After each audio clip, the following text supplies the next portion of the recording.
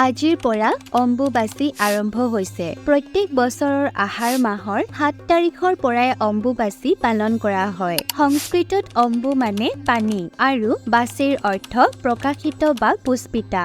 অম্বুবাচীৰ এই সময়খিনিতে পৃথিৱীৰ পুষ্পিতা হোৱা বুলি জনবিশ্বাস আছে।